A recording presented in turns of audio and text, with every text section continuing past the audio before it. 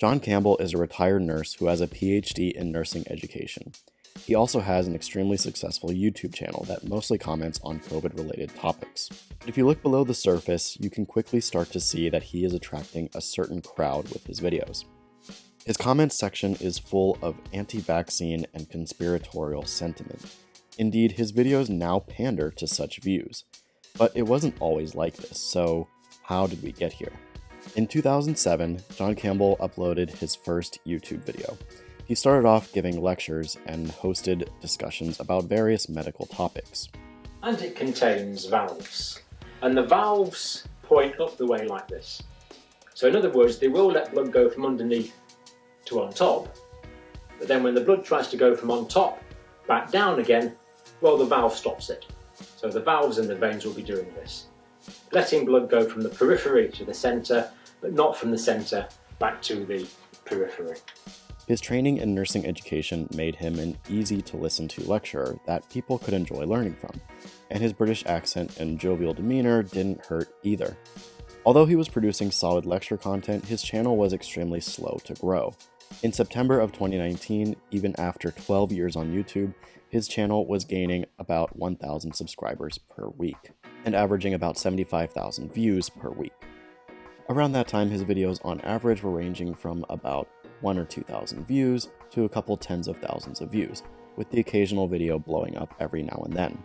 This started to change a lot when SARS-CoV-2 and the COVID pandemic hit. By making videos talking about some of the basics of coronavirus biology and moving on to give COVID updates, his subscriber count saw a significant spike in growth. However, this growth would be short-lived as his channel would quickly go back to its pre-pandemic slow but steady growth. Although now his videos were consistently gaining hundreds of thousands of views. During this steady growth, he would continue to produce content saying things that were mostly reasonable. I do not discuss conspiracy theories with no data, because on this channel we do this. Right, if I'm presented with evidence, then okay, we'll have the evidence. But so far I haven't been. So I'm not even going to give them any airtime. Good to see official government advice is being given, but there's still a lot of anti-vax gobbledygook out there that is completely inconsistent with the science, inconsistent with national guidelines. After one of his videos about vitamin D broke the 1 million view count, even I was asked if I was going to make a video debunking him on my channel, to which I responded with, "Not really, he seems fine." His content was never very in-depth, nor was it always totally accurate, but nobody in the science communication community was calling him a crank, and he seemed to be generating interest in science, which is always great to see. He would even have frequent guests on his channel, like Dr. Susan Oliver, to discuss the pandemic. But then something began to change quickly. One of the biggest pieces of what we now know to be false information during the pandemic in 2021 was the idea that ivermectin, a drug typically used to treat parasitic infections, was effective in treating COVID. At the beginning, this was not a crazy idea. It was worth investigating as a potential treatment, and investigated it was. We now have several randomized controlled trials showing that ivermectin just doesn't work against COVID, and the evidence for this has been building since the early days of claims of its efficacy. Today, a large body of work done by scientists all over the world independently of each other convincingly shows that ivermectin does not treat COVID at any stage of infection. Closer to each other, ivermectin here is 13.1, placebo is 13.9, and again, because the reference interval includes 1.00, there is no statistical significant difference between these two groups in this study. But when John Campbell started making videos expressing his excitement about the possibility of ivermectin being a potential treatment, his subscriber count began to skyrocket. And this would mark the beginning of a drastic shift in his channel's content. While reviewing the literature on ivermectin, John Campbell would focus on weak positive results while largely ignoring strong negative results for the drug's efficacy in treating COVID. So this is ivermectin early treatment and prophylaxis studies, and there they come up with a 66% improvement from their analysis. That's right. Yeah. Oh no, that's early. Yeah, that's right. So if it's given, ivermectin. This is basically early treatment and prophylaxis. So if it's given early in the course of an illness, 66% improvement is the result of their meta-analysis, which is at least published, and we can go and read all of those for ourselves. Unlike the mysterious 26 that we're not told about, by the BBC at least. With ivermectin misinformation spreading quickly across news platforms and social medias, John drew criticism from other science communicators. One of the first to critique him was previous friend of his channel, Dr. Susan Oliver. Unsurprisingly, if the studies where issues were found are removed from the Bryan et al. Meta-analysis, ivermectin no longer shows a benefit. Who would go on to state numerous times on Twitter that John Campbell had ghosted her in response to her critiques. It's never a good sign when those in science or science communication completely ignore critiques from once trusted colleagues for no good reason. Dr. Susan Oliver would go on to launch her own YouTube channel debunking science misinformation, and has made several videos pointing out the major flaws in John Campbell's discussions. These critiques were echoed by other science communicators on YouTube and elsewhere online. And then I'll walk through the claims that Dr. Campbell makes along the way. And while it's not universally mistaken, but there are some mistakes and misinterpretations and misunderstandings. And I'll touch on some of those and then bring that together in why the central claim that Dr. Campbell makes in his video doesn't hold up. Throughout 2021, John Campbell also began to release videos questioning the safety and efficacy of COVID vaccines. But it was becoming more and more obvious that his questioning was either rooted in willful ignorance or downright laziness. John would go on to blatantly misrepresent data, fail to properly read documents, and favorably host members of the anti-vaccine community on his channel. Science communicators would continue to debunk his content that was now attracting and fueling so much anti-vaccine sentiment. For example, Dr. Yan Yu pointed out how John was simply incorrect in saying that it is dangerous to not aspirate needles before injection of a COVID mRNA vaccine.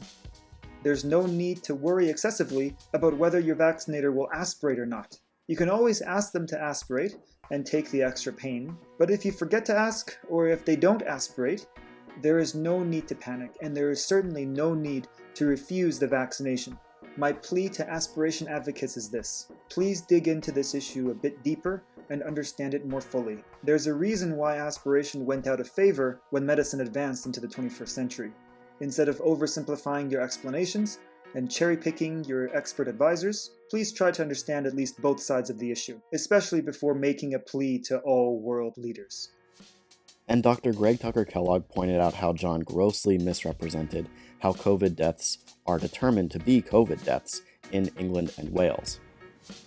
Somehow, Dr. Campbell and others who focus on this number seem to think that the 114,001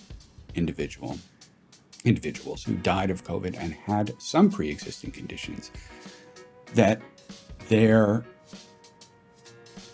somehow they count differently than these ones. I find that offensive, and as we've seen, those individuals who did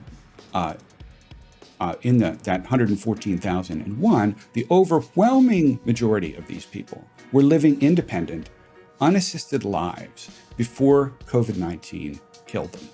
In response to this criticism, John Campbell had no response.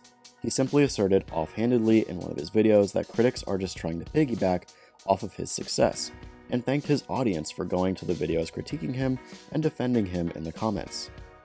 It's quite undignified, really. If someone wants a YouTube channel, they can work hard over several years and build up their own, rather than trying to cynically get views from my channel. Which I mean, I'm more than happy to cooperate with anyone, happy to debate anyone. But these cynical ones, the undignified ones, I don't watch them, and I wouldn't dream of commenting on them. Now, some of you have sort of tried to defend me on these, but really the best thing to do is ignore them, because they are quite undignified. Peer review and critiquing each other is a standard and necessary practice in science literature, and the same is true for science communication. Once again, his ignoring of valid criticism was more than concerning during his departure from being a decent lecturer. Another one of his more notable mistakes was when he discussed the so-called Pfizer documents, which he falsely claimed contained a long list of side effects to the Pfizer mRNA vaccine. Adverse events of special interest, and here's the list here. Now again, you won't be able to see it, but this is I can't remember how many is listed here. It looks like hundreds. I think they do say somewhere, but all these are syndromes or conditions of special interest associated with the period of time after the vaccine. Now, to be fair, some of these probably only occurred once or twice, we don't know, but that is one heck of a long list. When it was pointed out to him that the document itself explains that this list of side effects were what was looked for during the trials and not what was detected, he issued a half-hearted apology in a later video, while still insisting that something must be fishy about the list of illnesses that researchers were on the lookout for. I know an expert in mitochondrial diseases, but I think if you ask most doctors what mitochondrial aspartate aminotransferase increased means, they'd be struggling as I am. So there you go. Apologies, I got that wrong. It is not side effects that have been reported. It is side effects to look out for. But as we say, most doctors don't seem to know about it. However, despite this half-hearted apology, it seems that John did not learn a lesson from these blatant failings to properly read a document. Recently, he made a similar mistake, either deliberately or carelessly, when he reported on a surveillance report of COVID vaccine safety in Germany. And for the more serious adverse events, it was 0.02%, 1 per 5,000 doses of vaccine.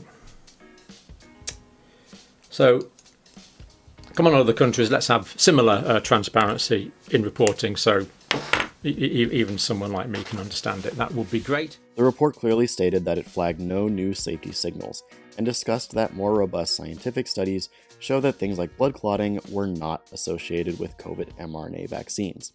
But that didn't stop John Campbell from misrepresenting the document and saying what his audience wants to hear from him. This all leaves one to wonder, why is he doing this? Does he actually believe what he is now saying, or has the meteoric rise in popularity, along with the massive increase in revenue, motivated him to choose a new audience? Regardless of what is actually going on in his head, the very overt trends in his video titles and topics that he chooses confirms that he has, for whatever reason, chosen to misrepresent science in exchange for a more profitable anti-vaccine viewership. This choice was confirmed even further when he called in to speak at the Better Way conference, an anti-vaccine conference that was held in Bath, UK earlier this year. John Campbell was featured in a roster of speakers that included infamous anti-vaxxers that I've debunked on this channel before, like Robert F. Kennedy Jr., Robert Malone, and Del Bigtree, all but solidifying a place among them in the anti-vaccine community. There may be no going back in terms of how much damage John Campbell has done. His seemingly sensible demeanor and presentation can cause average laymen to second-guess the scientific consensus, thus making them more likely to make choices that put them more in harm's way than they would otherwise be. It's impossible to say just how much preventable suffering and death misinformation like this has contributed to. However, there might still be time for John to change, not cause any more damage, and leave behind a more worthwhile legacy. But he is the one who is going to have to make that change.